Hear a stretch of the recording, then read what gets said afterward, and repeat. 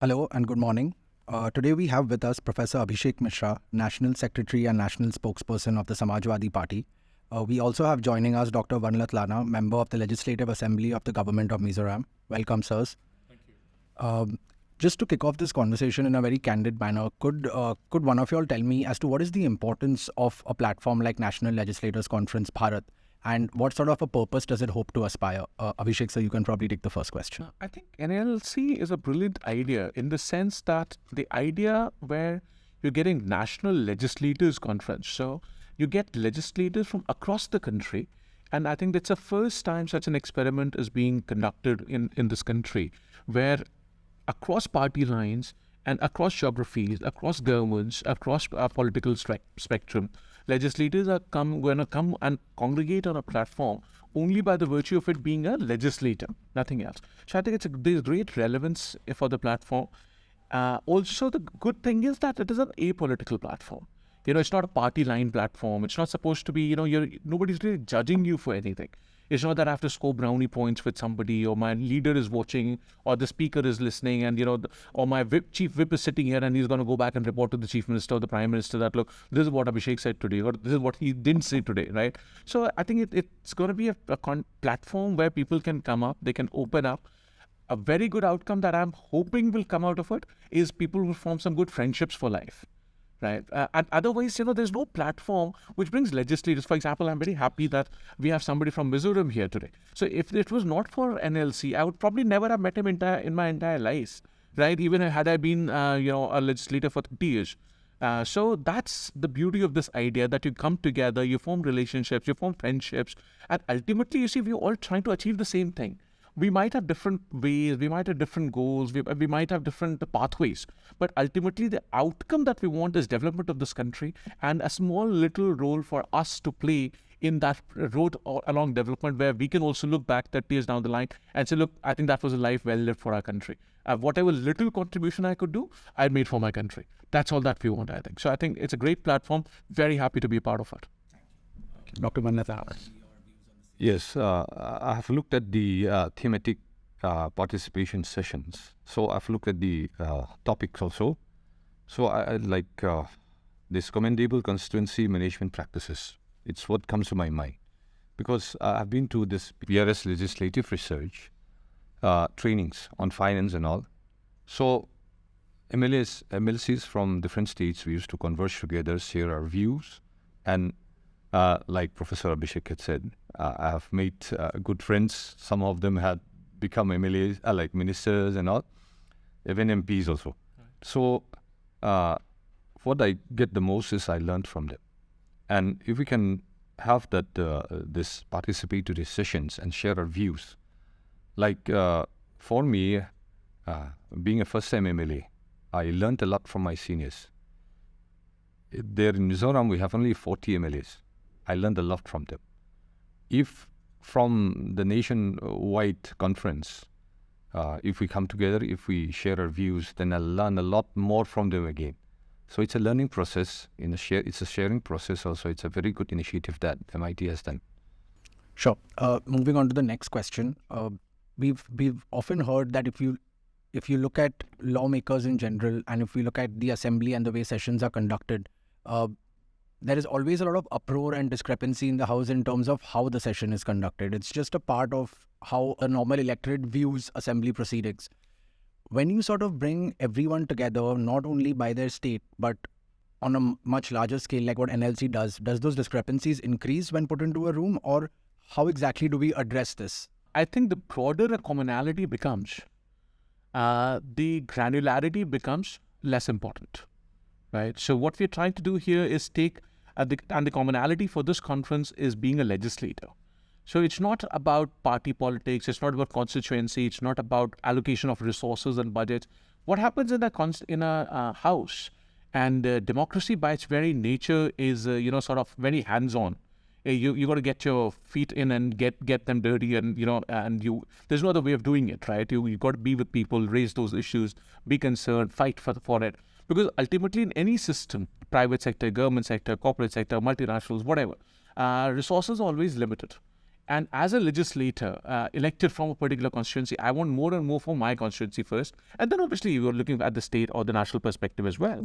But your first criteria is your constituency, because I think for any elected member, that is the biggest responsibility that weighs on his mind, is my constituency, my people, it is like, if you get a road, you feel happy, you celebrate a road, you celebrate a bridge, you celebrate a new airport in your constituency, you celebrate a new railway station, as if, it's not coming to your home, you are not doing it, but the very satisfaction that somebody elected you, they expected something, you were able to raise those issues, get funds allocated, get the project approved, start construction and get it approved and finally dedicated to the people. That's a huge satisfaction. So I think that will be always that way. I will try more for me and Dr. will try more for his constituency, right? But the good thing with NLC is we're not competing for those resources here. So this, I don't think that once you take away that granularity, then we're only talking about issues that are common to us, like what makes a better legislator, or what makes a better legislature as such, what about the responsibilities of a legislator? What about the accountability issues of a legislator? What about resources? What about setup? What about research setup? If I need to do work as a legislator, I need a research team to support me. Do I have that or not? So I think this is a platform where, irrespective of the parties, and not be bothered about granularities, not be bothered about resource allocation process, we can talk about those issues, raise those issues, and then say this will work for everybody. So this platform, I think, will force us to think above individual constituency level and think about the broader spectrum of us as a whole of 5,000 legislators coming together. I think that's the beauty of this platform. Thank you. Dr. Vanlalthlana, over to you. That we have in the Assembly Hall. It should stay in the Assembly Hall. Last month, we just finished our budget session. A good friend of mine, he attacked me. And when he came out, we have this common hall in which we used to sit together. We had a fist bump.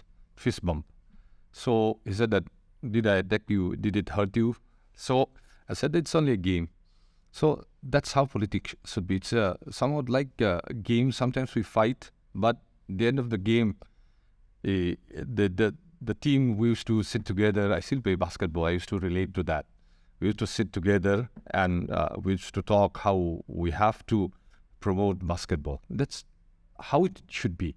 So if we can come together, leave things aside, party politics aside, and think about how we can be more like legislators, not like contractors. So, and see, one thing I'd like to mention is that in 2021, there was this celebration of PAC, Public Accounts Committee, the 100th year. So I'm a member of the PAC, so I went there for a workshop and I learned a lot from there. From all the states, they participated and we shared a lot how PACs are being managed in different states. So I made a report of that. Our chairman was there also. So based on our experience there, we changed how PAC, like the meetings and all.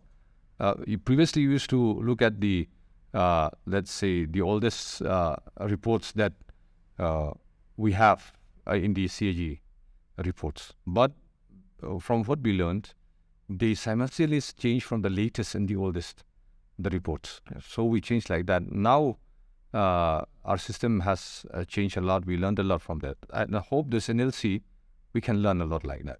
It just sounded like both of you all made a similar point that at the end of the day, we are pretty much on the same team, irrespective of our assemblies and the states that we come from. Theoretically, that is fine, but now if we sort of fast forward this and look into June and what happens after June, after the NLC takes place, what is one important takeaway that a legislator you see sort of taking away and taking back to his own district, learning from the best practices that have been showcased at NLC and imbibing that knowledge and taking it back to their district? What do you think would be one really important learning that a legislator of your statures take back to their districts? I think it will be very difficult to point out one thing. And I think it would be also unfair to NLC to say that you can only take away one thing. I think NLC would be much broader, much more giving It is about how much we can absorb. It's our absorption capacity that we bring to the table. I would like to take away 10 things, and maybe Dr. would like to take away 11 things. And in competition, I might be tempted to take away 12 things after that, right? So I think we can take away a lot of things, but as I said, the most important things that you can take away is very subtle. It's more at a subconscious level that happens, right? It's that interaction, it's that intermix when you realize that, look, how they're playing something in Meghalaya or Manipur or Nagaland or Arunachal or Karnataka or Kashmir or Uttar Pradesh and Gujarat. And it's not to say that you can identify what comes out of it, but it's a synthesis that evolves, right? And that synthesis comes as a result of the entire ecosystem. So I'm sure they will take away with more than one thing, lots of things, but the learning would be very, very important. Some examples of best cases or the case studies that we can document, some best practices, maybe ideas around how people can be better at researching their constituencies, coming up with constituency-wise plans because when you talk about a constituency, for example, a constituency in Uttar Pradesh for an MLA is about 6 to 7 lakh people, almost 5 lakh voters, right? 4.5 lakh voters. That's a huge population. So one person representing that level of interest. In most of the MLAs that you speak to, they would come with the notion that this guy votes for me, this village votes for me, this village doesn't, right? And that's the way they would allocate resources as well. So one thing that I would like them to go back and say that, look, I think everybody from that constituency has one MLA, and that is me. Whether they voted for me or they didn't vote for me, doesn't matter. Now I am their MLA, and they must serve those interests. They must serve those needs. They must serve those expectations of the people. Because ultimately, that's the only person that they've got, right? So I hope that they will walk away with a lot more. So being an MLA, so we used to think about our voters, our constituents. Firstly, it will be education, then health. How people are managing with that, how they're helping out with the roads. Definitely, it will be shared. And there's this common notion that all people will be a little bit reluctant to change. But the younger guys, those who are participating in the NLC, definitely we will change our interest also, because we cannot be well conversed in every areas. So people who are very good in other areas, they will share their views. So we'll take back to a state, and definitely it will make some effect also on the ways which we are managing our constituency, and also as a state, the state as a whole also. I think it will have a positive impact on that. Sure. I'll just round off with one last question, which is, we've heard this term cutting across party lines in the prelude and in the development to NLC, and I'm sure we're going to hear it more in the coming months. This is once again theoretically, it seems like a sound practice that can be sort of implemented. But how exactly does this process of cutting across party lines, how easy do you think it is, A, and B, how can we sort of learn from people across the aisle? Because there is an inherent dilemma whether to sort of agree with someone who's across the aisle or not. So how do we tackle this situation? Because that will be a broad topic of discussion going ahead with NLC. So I think I have two levels of responses to that question. The first level of response is when you say theoretically, right? And that was a lot of pun intended as I could hear it. What I think, and this is where I think people make a serious mistake when they talk about theory. Nothing is more practical than a good theory. So anything which is theoretically relevant or theoretically makes sense actually makes a lot of sense practically. If it didn't, it wouldn't be a theory. That's the idea of how theories get developed, right? It's either by deduction or induction. And the idea is you observe practice, and then you theorize, you test it against a set of observations, and then you prove or disprove a theory. So believe you me, it is absolutely practical and theoretically correct that we will be able to cut across party lines, because there would be no competing interests here. It's like walking into somebody on in the lobby of a hotel, or sitting on a dhaba, or on the highway you meet somebody over a cup of tea somewhere, right?